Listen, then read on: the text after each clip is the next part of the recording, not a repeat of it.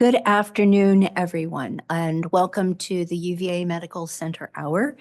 And I want to begin by thanking Dr. Justin Mutter for sharing his microphone with us today. I am Lily Powell. I am the director of the Compassionate Care Initiative at the School of Nursing, and we are co-sponsoring this event today. Now, for those of you who are looking at the slides up here, I do want to call your attention to the question. Perhaps you can just ask it to yourself while we're getting things started. What makes your work meaningful? I've also been asked to share that we are fully accredited and have no disclosures to claim. And if you are seeking continuing education credits, you can use the QR code that is up on the screen or on your Zoom screen. So I just reminder to everyone here that we do have a live Zoom audience as well. I'm told we have around 35 people on Zoom, so we'll try to, even more. Oh, excellent. So Justin will be monitoring the chat and Zoom, and myself and Julie Hayslip will be getting things started. So in case you are not familiar with the Compassionate Care Initiative, I would like for you to know that it was founded in 2009 by then Dean Dory Fontaine. It was a passion and a vision for her that was fueled with a generous gift by Maria Kluge. Compassionate care, as we know in healthcare, is the desire to alleviate suffering. And oftentimes we think about this in the context of patient care. And indeed, at the School of Nursing, we think of it as a professional work ethic, but we extend it to other people as well, not only patients, but to working with our colleagues and each other. Our desire is to see a world where nurses and health workers of all stripes are feeling supported, empowered, and equipped to deliver on that promise of compassionate care to patients. To this end, CCI provides programming and education like today. This is what we call our CCI Learning Series. We also do research and contribute to clinical impact by focusing on well-being, collaboration, and leadership. Our goal is to bake compassion into all levels of healthcare, from patient care to team collaboration to systems leadership. Through this work, we strive to inspire a generation of compassionate leaders like you who will transform compassionate care and healthcare. Today's talk by Andrew Soren is meant to help us all do just that. We think you'll find it inspiring, and I'd like to now hand things over to my colleague, Dr. Julie Hayslip, who will introduce Andrew. So it's my great pleasure to introduce my friend, Andrew Soren. Andrew is founder and CEO of Eudaimonic by Design, which is a global network of facilitators, coaches, and advisors who share a passion for well-being and believe that organizations must be designed to enable it. For the past 25 years, Andrew has worked with some of the most recognized brands, nonprofits, and public sector teams to co-create values-based cultures, develop positive leadership, and design systems that empower people to be their best. He regularly writes and speaks about how to apply the science of well-being at work. His most recent article, Meaningful Work, Well-Being, and Health, Enacting a Eudaimonic Vision, was published in the International Journal of Environmental Research and Public Health.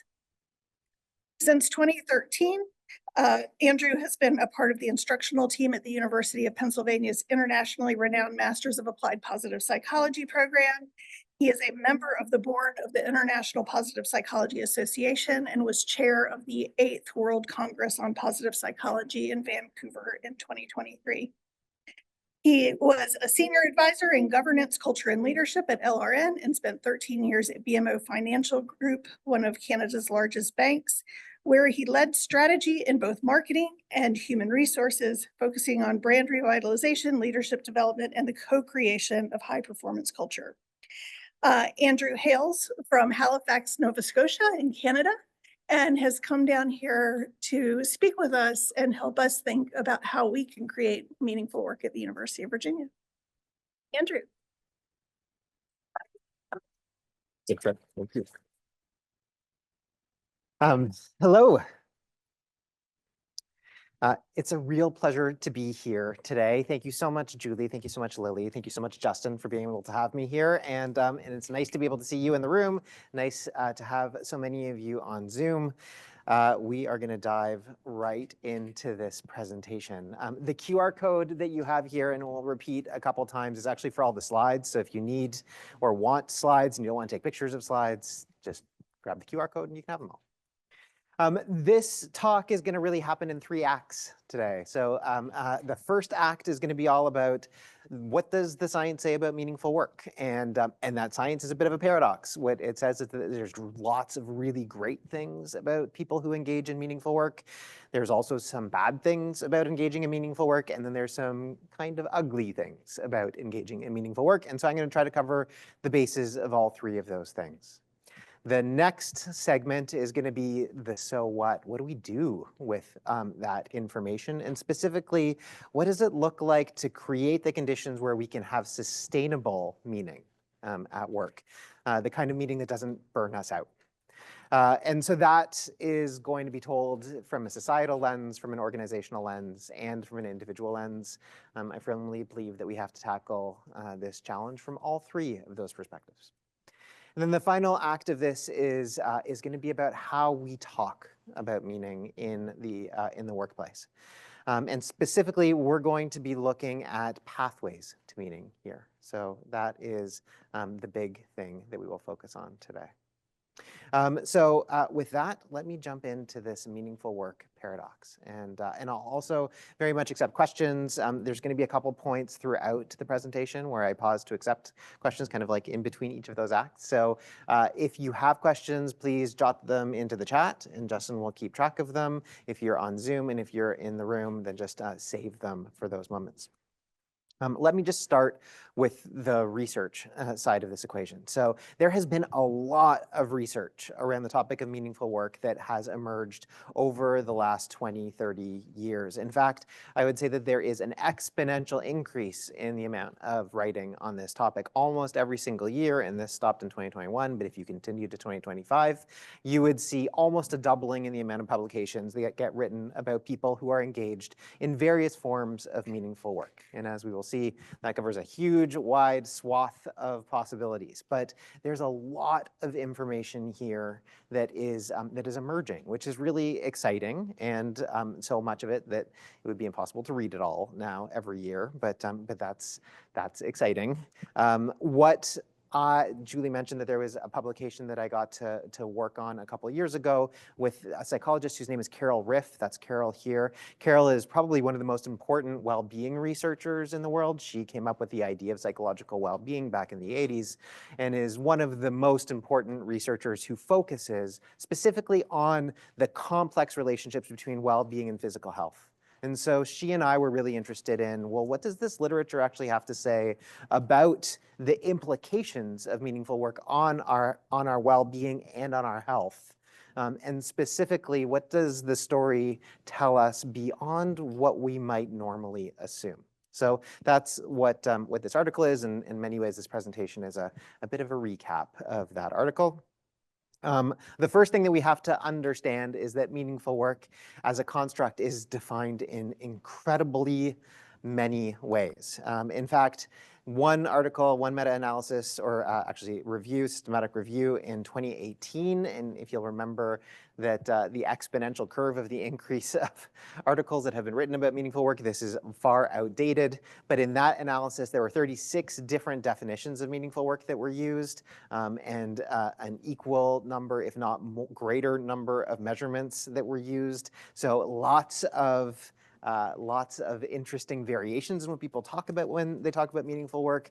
Nonetheless, if you try to boil it down and look at the most common definitions of what are we talking about when we're talking about work, we're talking about work that has an overall significance and subjective evaluation of whether the work is worth doing. So basically, I think the work that I'm doing is significant and worthwhile. I subjectively, personally think that my work is significant and worthwhile. That's the most common definition that people use when they're exploring meaningful work. And all of these definitions really boil down into 2 major pieces. There's a self-realization piece of it. So I personally think that this work is important for me. Like I see that as important. But then there's often this broader purpose element. This work is important beyond me. Whether it's the team that I work in, the clients or patients that I'm serving, or potentially the broader world writ large. So there's this beneficence component to it. Where does meaning show up in work? It shows up in all sorts of different places, but you could probably lodge those into four major things: in the day-to-day tasks that we engage in at work, in the roles that we hold within a workplace, and specifically the identity that we have embodying those roles, in the interactions that we have with peers, with bosses, with patients, with clients, with customers, with stakeholders, and finally, in the identity that we hold with the organization itself. All of those are different places where meaningful work might show up.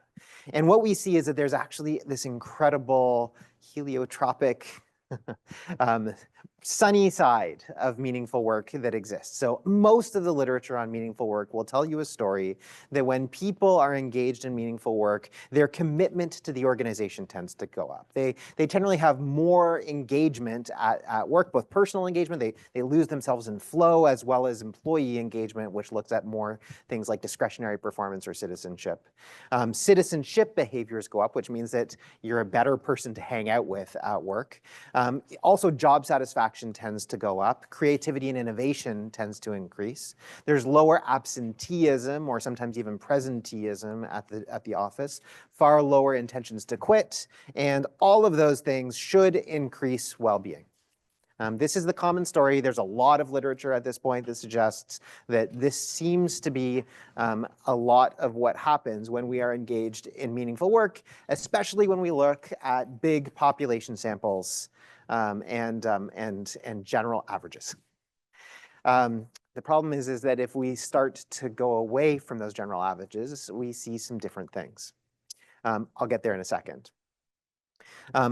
What a lot of this research is starting to connect to is what's the ROI of meaningful work. And there is, when we look at organizational well-being, there are lots of consulting companies who will tell you all sorts of interesting white and gray paper answers about the ways in which well-being and things like meaning can increase things like business outcomes, people outcomes, and innovation outcomes.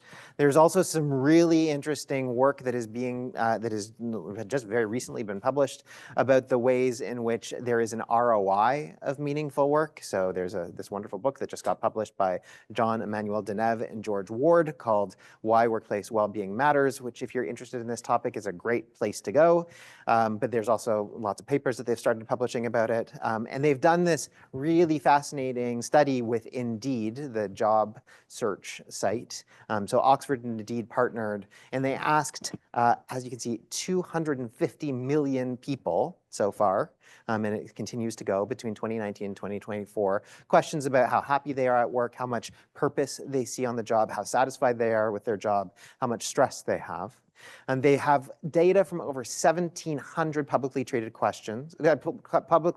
companies, and they've tracked that the return on assets, the market profitability of those organizations, and what they have found quite extraordinarily is that the companies that report the highest levels of this overall factor of 4 questions outperform the stock market, almost any stock market they look at, by as much as 20%. The last reading was 11% better than the S&P 500 over that period of time. And so what you can see on these graphs, the first one is all about a return on profitability and company well-being and the kind of direction that you see. And the second one is the blue chart there is this companies that score like in the top 100 of this well-being metric outperforming the competition. And they've done a lot of work. It's a fascinating study. It's really, really great. It adds a lot for the CFOs in the audience, a lot of good reason as to why we might want to care about some of these things. I don't think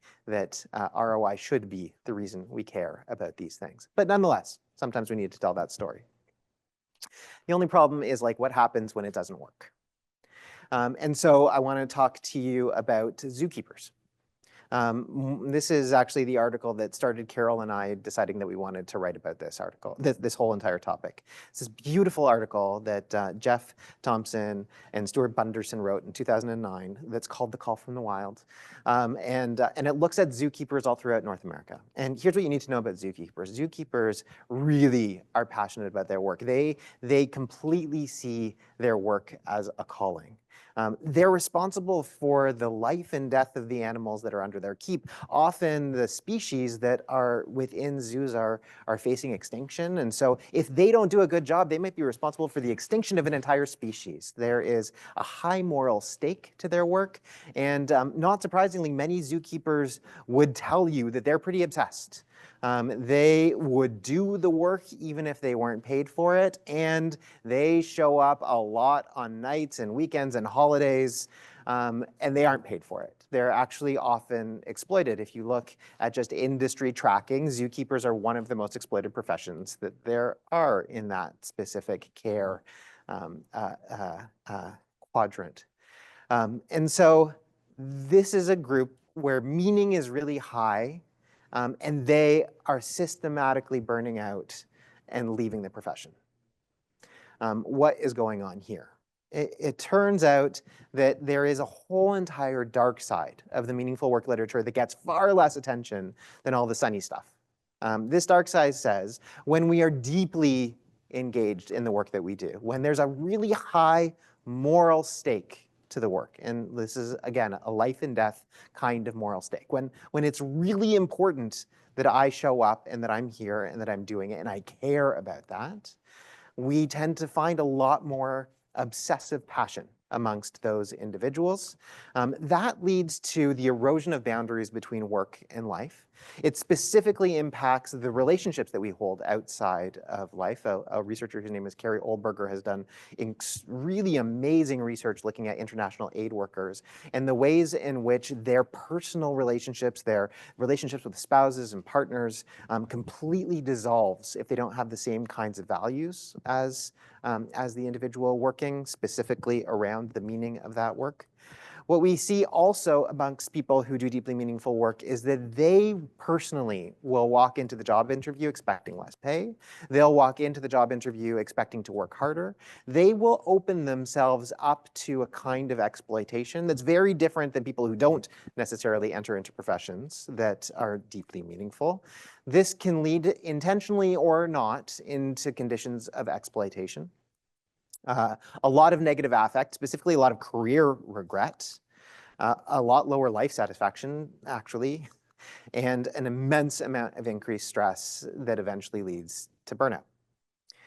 This is a profession, this is a series of events that happens in all sorts of different professions.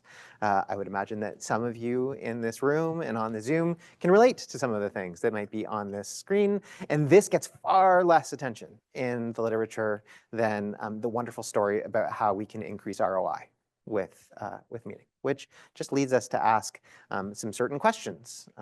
For example, when we talk about meaning at work, we often have this happy, productive worker theory, which basically says the happier an employee is, the more productive they are going to be. And this is research that has a theory that is accompanied by research that basically started, in the heyday of Industrial Revolution in factories that were, making cars. To try to figure out how do we get people more productive? Well, maybe if they are happier, if they find their work more meaningful, that will help. I have a colleague, Antoinette Weibel, who talks about the fact that this is like talking about happy cows can produce more milk, which sure, maybe that's great, but like, do we really want to create workplaces that are all about just producing the maximum amount of meaning or happiness, and to what end? And so this is obviously a question that has been piquing different scholarly interest for decades and decades, if not hundreds of years, if not further. We can see sociologists and others wonderfully having these phrases like, does the corporation govern our soul, or are we trying to colonize consciousness? These are interesting ways of being able to frame this question. And to me, what it just makes me think of, especially as somebody who works in organizations all over the place trying to increase well-being, what's my ethical responsibility when it comes to things like meaning, when it comes to things like well-being? Am I actually doing harm when I'm supposedly just trying to make people happy? This is the point at which I will pause for the first time and ask who has any questions? Any questions in the room? Please, folks online, if you have any questions, this is a great time to throw them into the chat. And for those on Zoom, for those in the room, just raise your hand. We've got microphones roaming. For those on Zoom, if you put your question in the Q&A tab at the bottom of your Zoom screen, we'll take care of it. Andrew, are you going to answer that? Yeah, totally. Yeah, that's great. Sorry, the question was, am I going to answer the challenge? And so the answer is like, yes, part 2 gets there, but yes. I was going to ask, when you increase the amount of money going towards each worker, maybe to improve conditions and things like that, does that always mean maybe better work outcome and things like that? Or is that just not what's the word, trend at all? I just wondered. Yeah, so, and we'll talk actually a little bit about that in a second, but I'll answer the question directly. Money is really important. Money is fundamentally important. And what most of the research, both in an organizational context and in a life satisfaction context, would tell you is that, like generally outside of the work domain, is that salary is really important up until a certain threshold. And so I think that current threshold is, in today's dollars, about 115,000 American dollars, 115,000 American dollars a year. So basically, like if I can afford to eat and get my kids through school and do the things that I need to do, anything below that is going to have a massive impact on my well-being. But above that threshold, so once I've made that much, then I will still increase my satisfaction, but I'll increase it in increasingly smaller ratios. So I basically have to double the amount of increase. So like from 15 to 30, huge difference. From 30 to 60, same amount of difference. From 60 to 120, same amount of difference. But then it's 120 to 240. Then it's 240 to 480. So that's kind of the answer. There's a question up the top. Not for the Zoom. I know you can, but the Zoom audience won't be able to hear you. So in that vein, what about job titles? How do that affect? Yeah, job titles make a big difference too. Probably not as much of a difference as we might think. And so I'll talk a little bit about that in a moment, but titles and certainly positional authority, if title really means where do I sit in the hierarchy and where am I in power dynamics, matters a lot. Yep. Yep. Any other questions?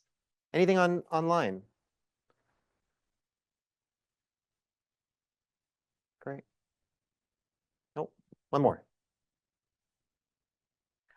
Also in the same vein, I'm just curious about work-life balance, like number of hours Yeah. people are working, how that impacts things. For sure. So I would say what a lot of the research would suggest is that autonomy and flexibility, which might be the way that I would bucket the research around that, does make a pretty substantial difference, but not always in exactly the ways that we might think it does. And I think that the answer is really a lot of it depends. Yeah, it depends. Yeah. Okay, I'm going to keep going. And some of the things that I share next will probably help answer maybe these questions and other questions that you might have, but keep the questions going. It's great. What can we do about this whole meaningful work paradox, as Melanie asks? So the first thing that we can do is say meaningful work should be decent first. And I would say, like, if you were to look for like a bottom line in any of this, one takeaway, it's that, right? Like we should pay people like a living wage if we want to talk about meaningful work. And maybe we should focus on doing that before we start having lots of conversations about meaningful work. This is not a conclusion that is new in any way, shape, or form. This quote is from the International Labour Organization, which started in 1919 before the UN. Now the ILO is part of the UN. The ILO says work is part of everyone's daily life, and it's a crucial part of our dignity, our well-being, and our development as a human being. And work should be decent. And what does decent mean?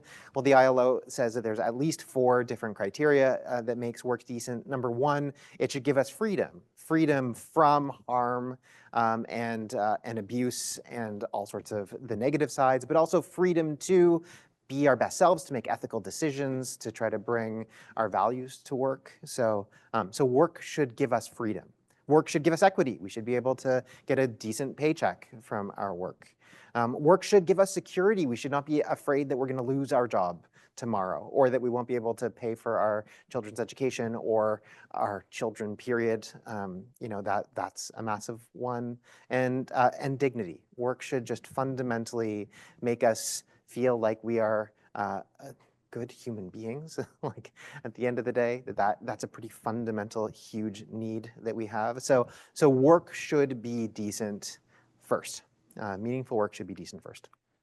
And so how do we do that? How do we get to decent, sustainable well-being? The answer is it's complex. We were having a conversation this morning about the difference between complicated and complex. This is a complex answer. There's no easy solutions here. I would say that there are no right solutions here. There's a lot of contextual bits and pieces of this argument. And so I'm going to try to unpack some of them, and I'm going to try to do so at 3 different levels. And I will say that all 3 of these levels need to be working for this answer to be solved. So starting at the societal level, the first thing that we have to acknowledge is that there are a lot of jobs that are not decent. There is, according to these stats, and this stats is actually quite old. I think that this was back in like 2018, or at least it says here from 2012 to 2016. What we saw was that in the US, about 42% of Americans have low-wage jobs. That means jobs that at that period of time were earning them less than $20,000 a year. Just think about that stat. That's 43% of the US population has a job. Now they might need to have more than a job, but if they were only relying on their one job, they would be making 20 grand a year. 43% of the population. And what are those jobs? They're the people who are around us all the day. They're the people, many of whom are probably in UVA all over the place. They're the people who are the retail salespeople, the fast food people, the cashiers. They are also the personal support care workers and home health people. They're the laborers, they're the waiters, janitors, cleaners, nursing assistants is on this list, security guards, receptionists, housekeeping, cleaners, landscapers, all the people who are all around us all the time. So that's for whom we need to be thinking maybe about what does decency mean. There's another piece about this that is really important. There was a lot of talk a couple of years ago about the idea of quiet quitting, what Dieter talked about as calibrated contribution in this great MIT Sloan piece. And he just gave some contextual pieces, like the US minimum wage is at its lowest point in 66 years right now.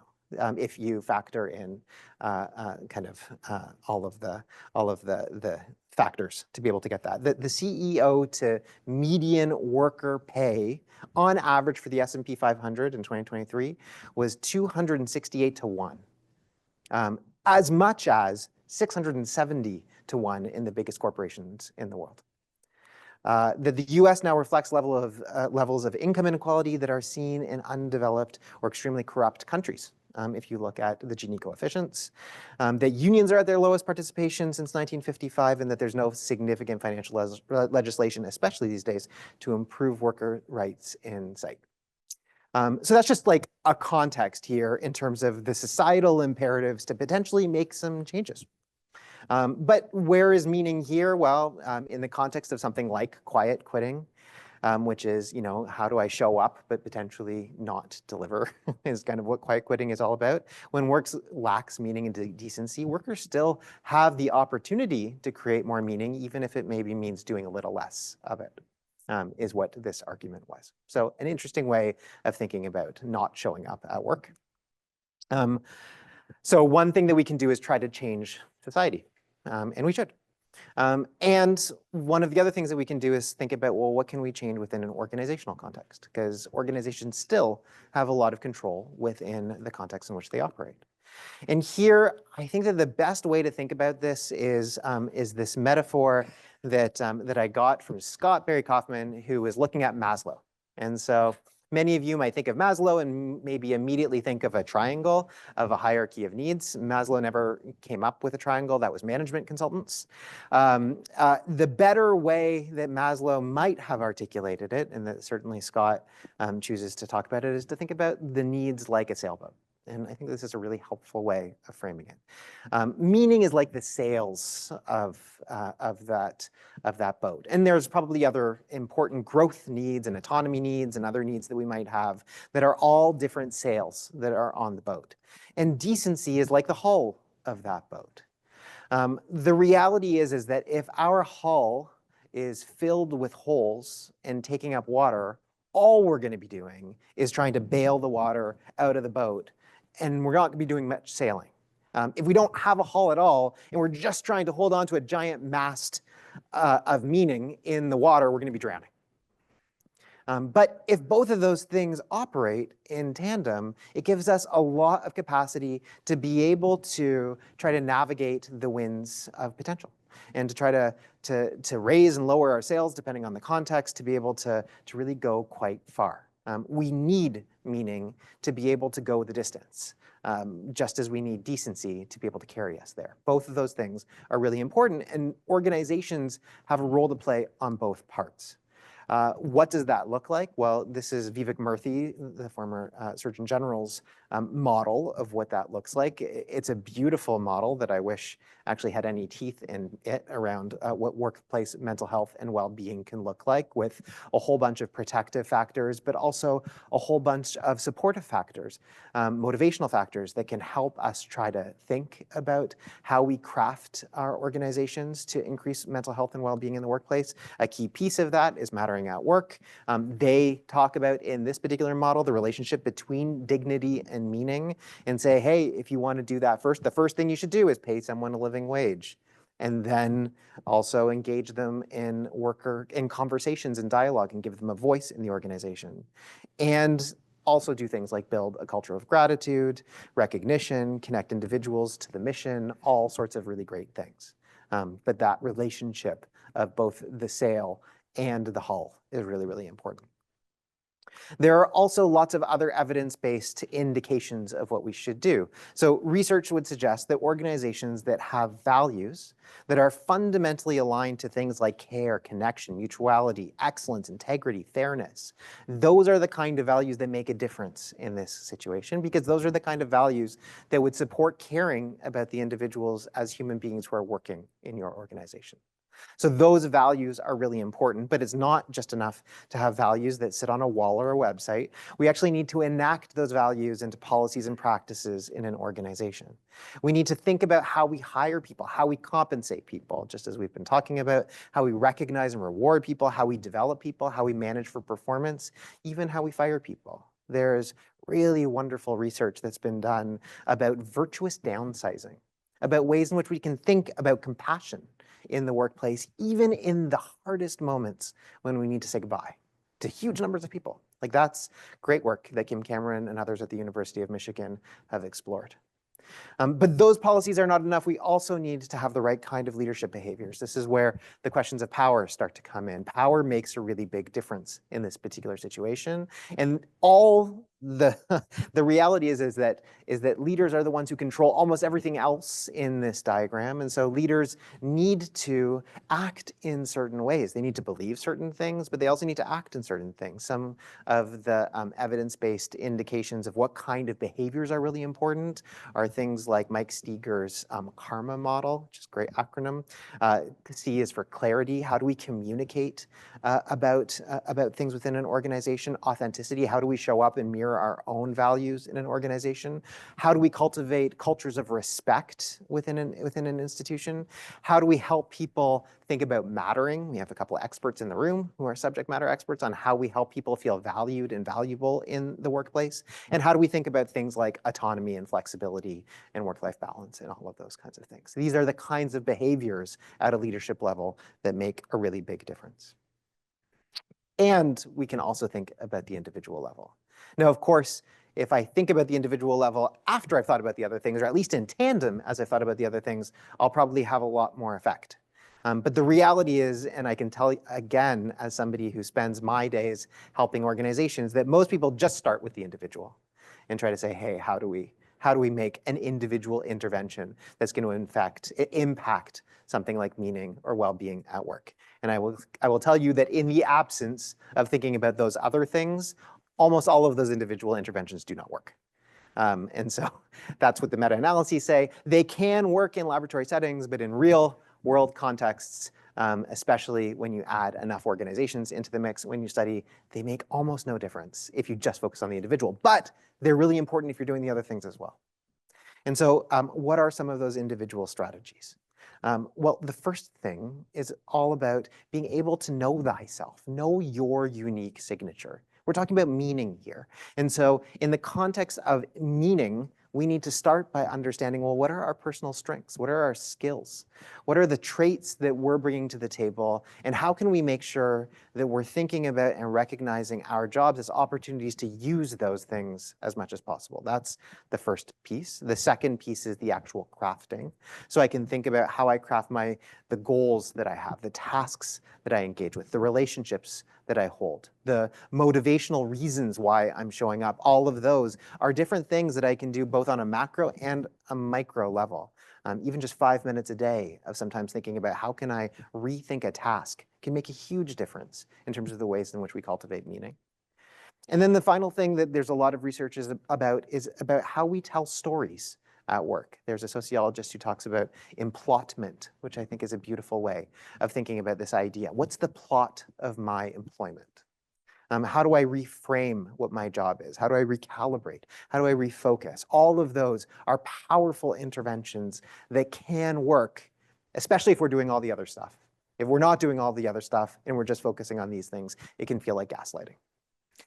So really interesting, wonderful interventions that exist out there. And what is really important is that we don't try to have one-size-fit-all solutions. There's some wonderful research that has been done by David Bluestein and Evgenia Lesova and Ryan Duffy around this idea of the psychology of work. And that psychology of work is all about the relationship between decency and meaning and the way that it shows up in all sorts of different ways. And one of the ways that they talk about this is kind of using a 2x2 of this relationship between decency and meaning.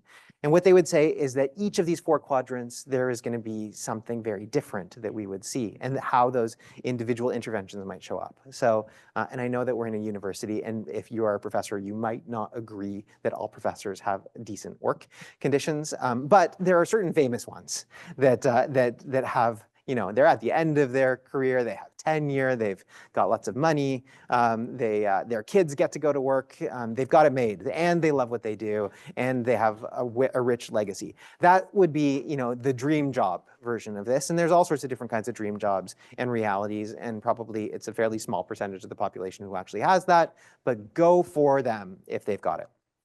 Then there's the people who have very high decency, but kind of low meaning. And in this category, we might imagine the management consultant who is sitting in a corner office and just kind of whipping out report after report and just kind of crossing one name and replacing it with another, and maybe working in oil and gas. I don't know. But that management consultant who has all of the joules of power and prestige, but maybe doesn't think very much of their job.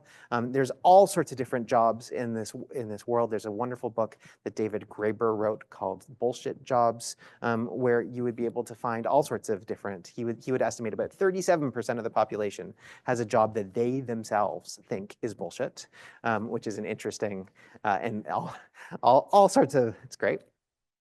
Then there's the person who has no meaning or decency in their job. Think of the gas station attendant who has to, work the midnight shift in a context where there's very little security. They might be facing actual harm coming through, and it's dangerous. So that would be another context. And then finally, we have the zookeepers. And substitute whatever profession feels more meaningful for you right now as you think about zookeepers. But the people who have a lot of meaning and potentially low decency in the work that they do.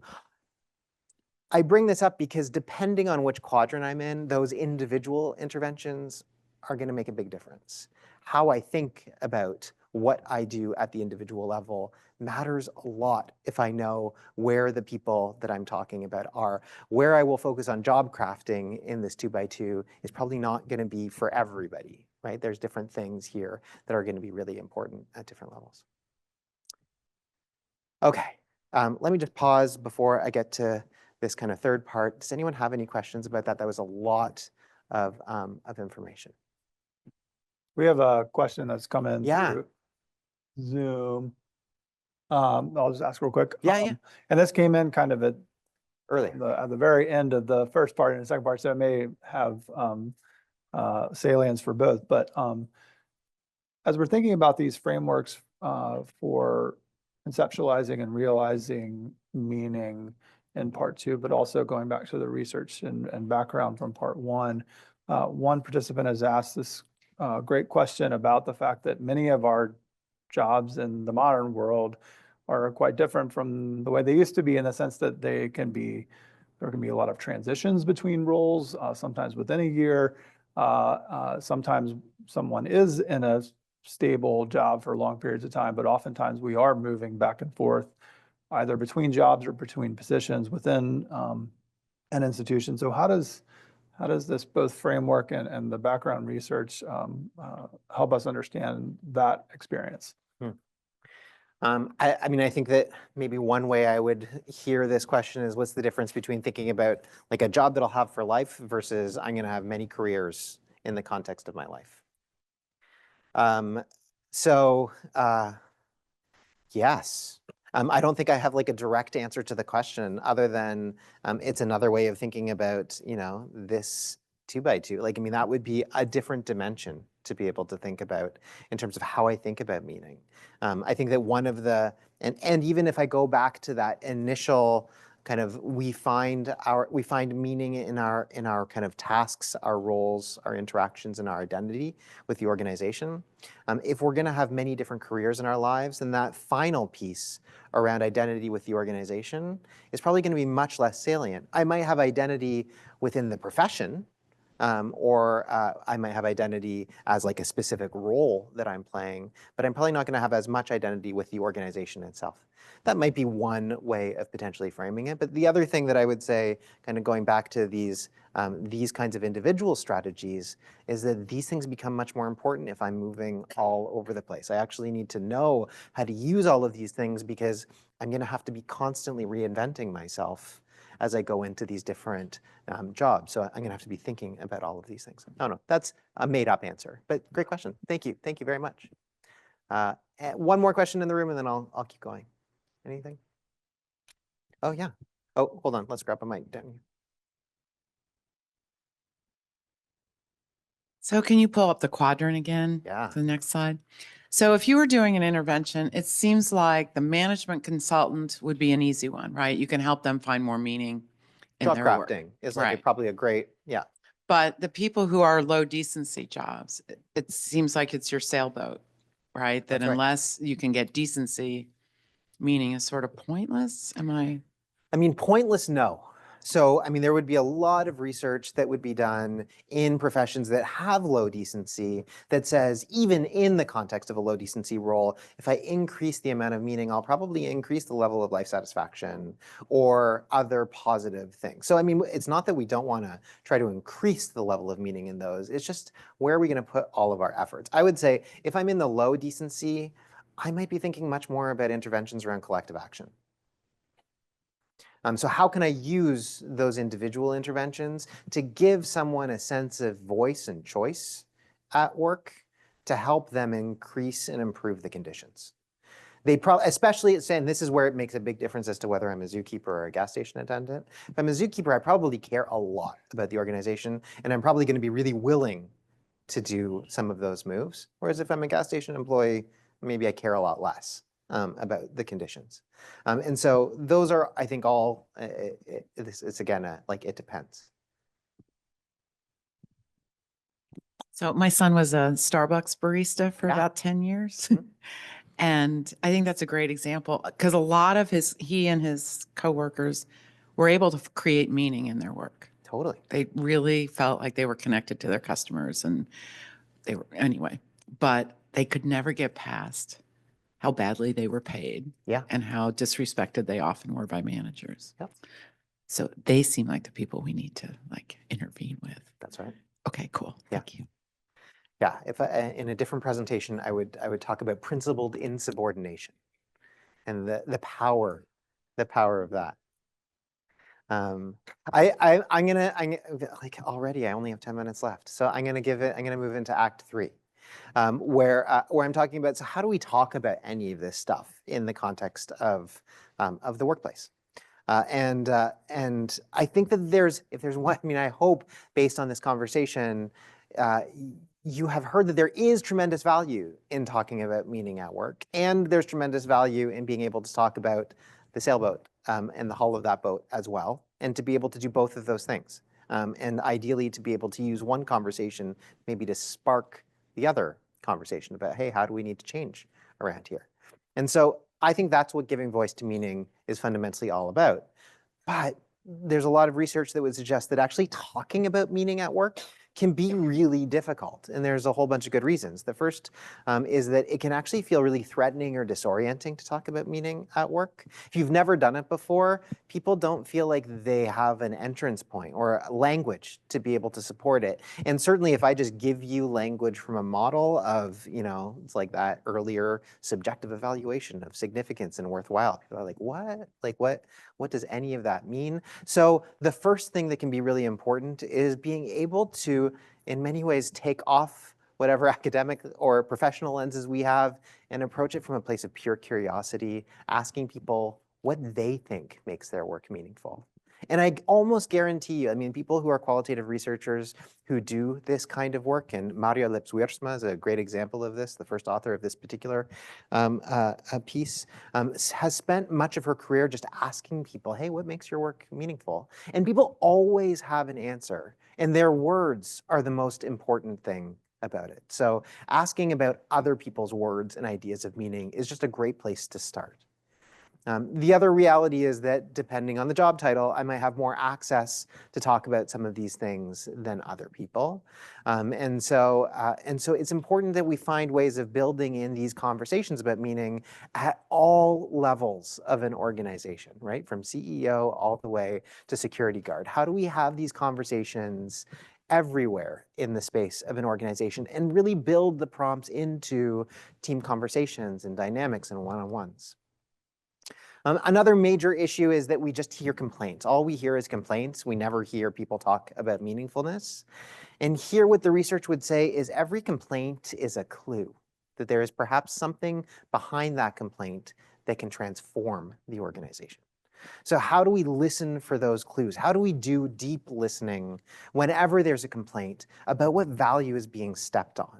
What meaningful thing is being eroded? Because that's the thing that we should actually be focusing on. And then finally, people assume that what is important for me is going to be important for meaning for you, and that is a very false assumption. People find meaning in all sorts of different ways. So we need to get much better at promoting various sources of meaning that can exist. And here, I'm going to give you a model. This model comes from a guy named Michael Pratt. And Michael Pratt talks about different pathways that we might find to meaningful work. And this is a variation of something called work orientation theory, but he expands it to have what he's found in his research and in the literature, at least six different ways that people might think about finding meaning at their work. The first is very utilitarian. People work to have a great life outside of work. They work because they have to, they work because they want to, because they want to be able to find their meaning outside of work. And there is nothing wrong with that. That utilitarian reason for working is a great source of meaning, right? It can allow people to have really great lives outside of work. So that's one way. Another way is status. I want to climb the ladder. I want to get more recognition. I want to get a better title. That's another very valid way that people might think about finding meaning at work. Another is passion. I love what I do. Like, I would do it even if I wasn't paid. That sense, which is sometimes described as a calling in the literature, is just all about love. But it's not the only thing that we might be able to do. We might be really wanting to build mastery and competence at work. We might see work as meaningful when I get to produce the best, when I get to find excellence in what I do, when I get to learn every day. That's what makes work really meaningful for me. Other people might be in it for the service. They are trying to see a cause beyond themselves. They are there for the other people that they are serving, that they are helping, that they are supporting. Or someone might be in it for their brothers and sisters at work. So many of us come to work because of our kins, because of our fellow brethren. This is a massive way that people find meaning in the workplace. So just recognizing that all of these different pathways are probably going to be in existence, probably for all of it. And it's not just one, there's probably multiple ones, and they probably change over the course of a life. But getting curious about these things for yourself and others is really important. To which point is, I think that there's three ways that we can probably just get started. Number one is our own self-reflection of those 6 pathways or anything else that might be meaningful for you. What is important for you? How does that influence the way you show up at work, the way that you believe that work is important? How does it influence your attitudes, your behaviors? The second thing is about trying to figure out, if I understand what is important to me, how do I build that a little bit more into my job? What are the things that are within my control that I can actually change? I might not be able to change everything about my job description, but I can probably find these micro opportunities to do what's called job crafting, where I'm able to lean into those pathways a little bit more. And then the last piece that I think is hugely important is, how do we talk about these things in dyads, in teams? How do we talk about the diversity that can actually be a huge, wonderful thing when it comes to finding different pathways to meaning at work? I had a conversation with Michael Pratt about this, and I was like, do we want to hire, if I'm a nurse, should I just be hiring people who have service orientation? And his answer is absolutely not. You actually want all 6 of these things for a team. Right? So you want somebody who absolutely loves what they do, who would choose not to do it who would choose to still come on in even if they want. You also want somebody on that team who's going to push the team to be better and better and better and try to build excellence. You also want someone on the team who really cares about the patient experience and delivering exceptional service. You also want somebody on the team who's going to remember everyone's birthday and try to organize the let's go out for drinks thing. You also want somebody on the team who's like, hey, your shift ended 10 minutes ago. What are you still doing here? Go home already. And you also want somebody who's like, hey, you have been in this role for a really long time. Aren't you ready for a bit of a promotion? You want all of those perspectives on a team. That kind of viewpoint diversity is extremely important.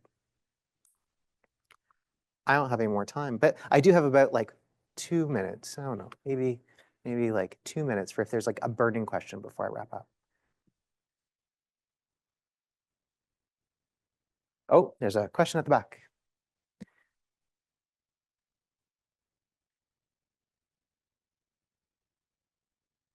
Hey there. I know you kind of touched on it a little at the end, but thinking specifically about healthcare, I feel like there's a lot of, when you're showing the quadrants earlier, it seems like like within like a hospital system, something like that, for example, there's people who fit in all four quadrants who work very closely together. Yes. And so I guess my question is like, has there been, I guess, much research looking at like how to improve satisfaction in like the healthcare field specifically? And like, and I guess what are strategies too for kind of when people are on a team kind of fit into all four quadrants on that you're kind of showing above, what are ways that they can kind of, I don't know, uplift each other or improve? Yeah. I mean, yes, there's definitely research. I'm not sure that I can quote any specific healthcare research in this particular moment around that specific question, although I think it's a really great question. I think what I would say is, and actually, again, leaning on some of the expertise in the room, something like appreciative inquiry, which is all about trying to figure out how do we bring people from across those systems, representing all four of those boxes together to talk about specific issues, is actually probably the best way to be able to do that. I would say that, like, if there's one lesson from all the literature that I would take around what's the thing that makes the biggest difference, it's voice and choice.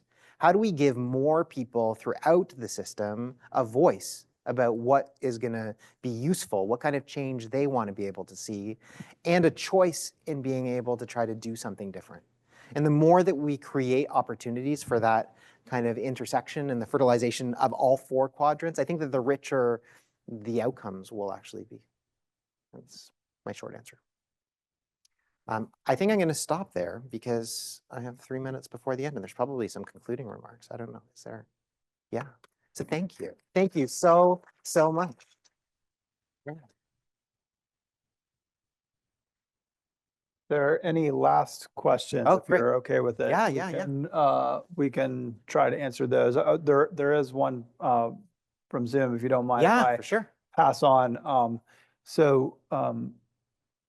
With some of these things like appreciative inquiry, the impetus is on those who are in more of a managerial position to really engage all workers. One question is about for someone who maybe is in a lower position employee role, how do we advocate for increased dignity from those positions? What recommendations might you have? Great. I think that this is a hugely important question.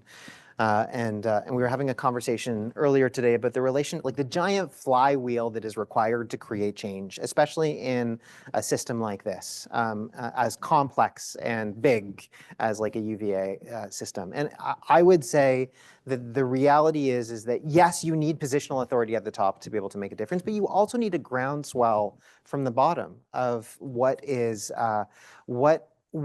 what kind of changes are required. And so because I'm tight on time, I'm going to give you a referral. And the referral is, there's this wonderful book called The Art of Principled Insubordination by Todd Kashdan. And what that book is all about is ultimately how do we do this? How do we try to make decisions, especially when we don't have positional authority, around what we are prepared to speak out about, and how we build the kind of resources both internally and externally to give ourselves the capacity to be able to do that. And I think it's really, really important that we figure out ways of being able to support that kind of effort, to create systems that protect people who try to do that kind of work, and also take the risk to be able to do it, because the risk is ultimately about trying to change the system for everybody. So that's my short answer. I just do want to end with one short announcement, and that is that the CCI Learning Series continues. In 2 weeks, we will be hosting a film in McKim in Leonard Sandridge Auditorium, and it's called Dottie. And it's a film about dementia and empathy, and we'll have a panel of experts to also debrief after the film. It's about 20 minutes. It's part of the Haney Conference that CCI sponsors every year. It's a collaboration between UVA Health, the Hospice of the Piedmont, and Centera. So I hope you can join us then. It's the April 29th at 12 o'clock. Thanks.